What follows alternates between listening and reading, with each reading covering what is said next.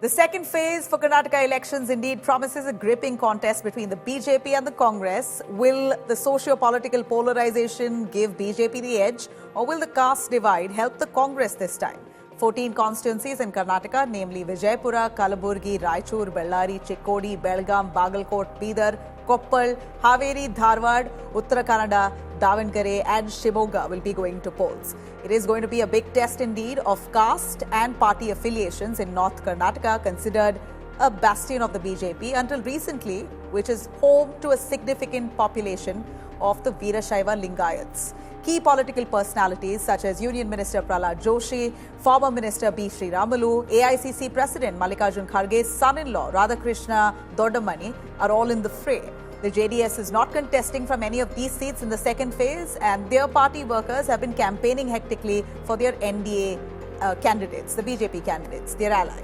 In North and Central Karnataka, the Congress and the BJP are trying to woo various castes with reservation promises ahead of this elections. The BJP is sparing no effort to ensure that they get maximum seats in this phase of polls.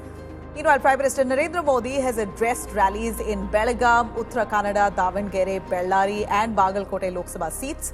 You also saw Union Home Minister Amit Shah holding roadshows in Haveri Lok Sabha segment and a public rally in Dharwad. So extensive push by the BJP. JP Nada also was seen holding a roadshow in Surapura and Kalaburgi, rallying support for Umesh Jadhav, who defeated Mallikarjun Kharge in 2019. Meanwhile, Mallikarjun Kharge of the Congress has pitched a tent quite literally on his home turf of Gulbarga and campaigned extensively till the dying hours of Sunday for his son-in-law. Rahul Gandhi and his sister, the AICC General Secretary Priyanka Gandhi Vadra, have also campaigned twice each for the second phase. Now, the challenges for the BJP here. BJP had won all 14 seats in 2019 in the north and central regions of Karnataka segment and is determined to retain them. But the newly elected BJP state president B.Y. Vijendra has a stiff challenge at his hands. The BJP, which traditionally enjoys massive support from Lingayats, Marathas and a section of the scheduled castes, is on a back foot this time as the Congress has managed to win over a large chunk of the Lingayat vote base in the 2023 assembly elections. That was evident. Besides wooing back the Lingayats and the Hindu vote bank, the BJP also faces a tough task in countering the 5 guarantees of the Congress party. The BJP will be banking heavily on the Modi factor to ensure they repeat that success of 2019. This will be crucial for both Yediyurappa indeed and his son Vijayendra, who heads the BJP in the state, to consolidate their positions within the party and in the state politics. Now, infighting within the BJP, will it cost the party? There have been signs of infighting in several seats like in Belgaum, Chikkodi, Uttara Kannada, Bidar, Koppal and Raichur. The BJP also faces challenge of preventing vote split in Shimoga, where veteran leader and former Deputy Chief Minister K.S. Ishwarappa is currently contesting as a rebel candidate against Yediyurappa's older son, B.Y. Raghavendra.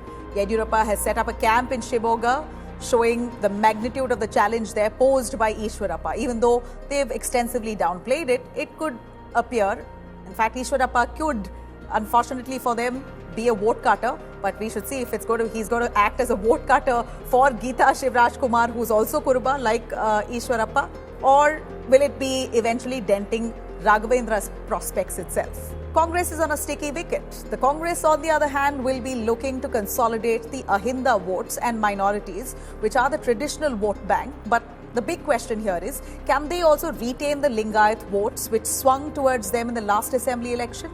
Well, the Congress is also fighting hard to counter the BJP's narrative that the grand old party wants to use the caste census to redistribute wealth among the underprivileged. Will Prajwal Revana issue and the Neha Hirebat murder really have an impact?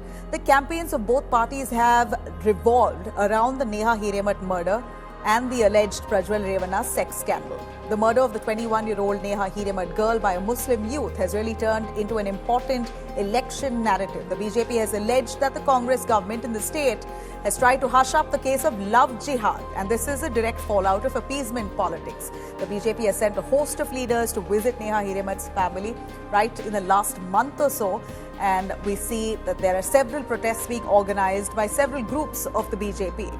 The sexual harassment case, meanwhile, against JDS leader H.D. Revanna and his son MP Prajwal Revanna has also clearly embarrassed the BJP at the same time. The NDA alliance at this point have been embarrassed. It went all out of the way to have an alliance with the JDS, and now it seems like they've got to hang their heads in shame with the kind of gravity of allegations against Prajwal. But the real worries of the people in most North Karnataka segments are relentless drought, crippling water shortage, and devastating crop failures in their villages. Minority appeasement charge. The BJP's campaign has focused largely on the deteriorating law and order in the state of Karnataka, accusing directly the Congress of appeasing the minorities, and the law and order failures of fallout of that.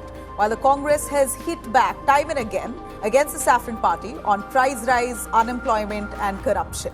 And then you have the heat wave factor. This poll season, we're looking at rising temperatures. Literally 40 degrees at different parts of Karnataka has already breached. All eyes will also be on the voter turnout as the IMD has warned of an extensive heat wave.